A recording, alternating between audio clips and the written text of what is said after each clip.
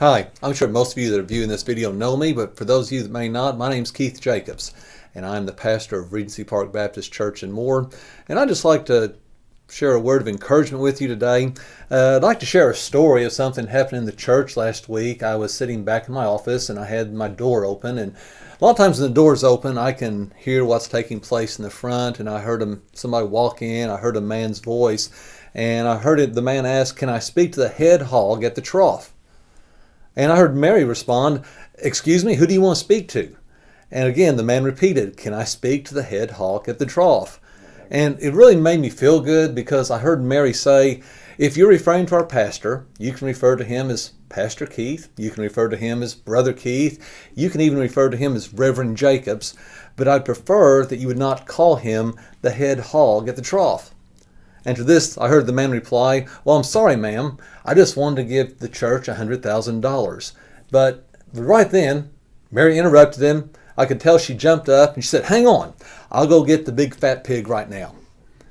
You know, I share that story just as a way of reminding us that if you put things in the right perspective, they really don't sound or seem as bad.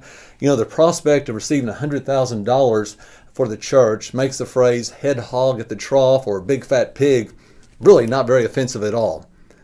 But the same thing is true in our lives right now. If we keep things in the proper perspective, they won't sound or be or look near as bad as what we think they are. In the book of 1 Peter, Peter tells us, "So be truly glad. There is wonderful joy ahead, even though you have to endure many trials for a little while." You know, Peter's telling us that we will experience trials, we will experience tribulations, problems, struggles in this life, but they're not going to last forever. Now, I want you to understand, Peter's not saying that the coronavirus is only going to last for a very short time. We really don't know how long it's going to last, but we do know that the coronavirus curve has flattened in China, it's flattened in South Korea, and it will eventually flatten here in the United States. But what Peter is really telling us is to remember how short of time we are here on this earth compared to how long we will spend in eternity. Because when we look at from a heavenly and eternal perspective, it's really not going to last that long. I don't know, several of you were probably, I know you were here several weeks ago when I pulled out a rope and I held it up and I said, you know, this rope is a timeline and this black tip represents the time we spend here on this earth. And if you're here that day, if you remember, we had a bag with all the rope stuffed in it, and Chris took the bag, he went out one door, went down the hallway, past the fellowship hall, past the gym, and went all the way around. He came back in to another door, and well, I didn't want to make him go around again, so I just had him put the bag down. But compared to eternity, the time we're on this earth is so short. You know, I just again want to remind you one more time, God allowed this to happen. It didn't surprise him, and he will be glorified through it. But he also has a purpose.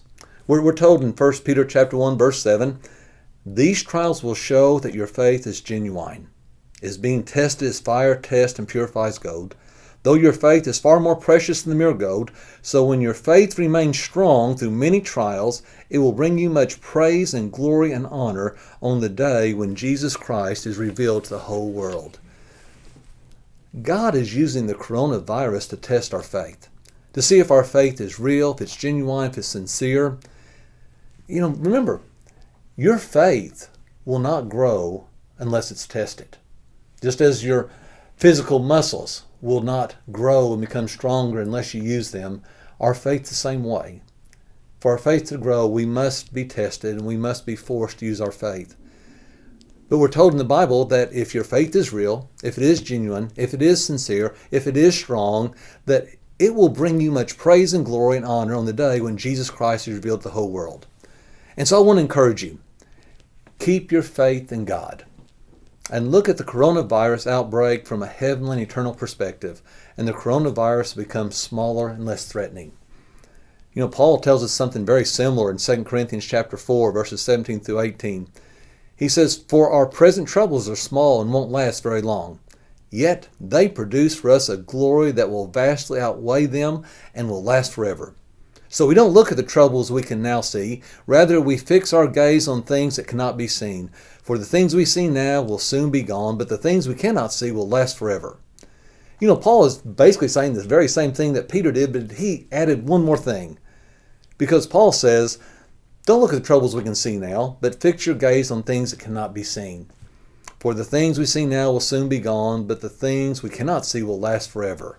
In other words, what he says, don't focus on the here and now. Focus on the hereafter. Focus what God has waiting for us as someday we go to heaven. Paul told us in Colossians 3:2, think about the things of heaven, not the things of earth. So let's keep the right perspective as we go through this time of the coronavirus and all the problems that it's causing.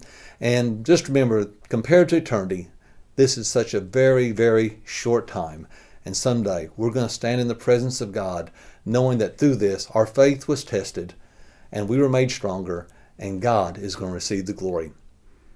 I'd just like for you to remember again one of my favorite verses. It's Psalms 46 verse 1, where the psalmist says, God is our refuge and strength, always ready to help in times of trouble. Again, I'd like to thank Chris Oldfield and Jonathan Pruitt for helping us with this video. And just want to remind you one more time, be strong in the Lord and the power of His might.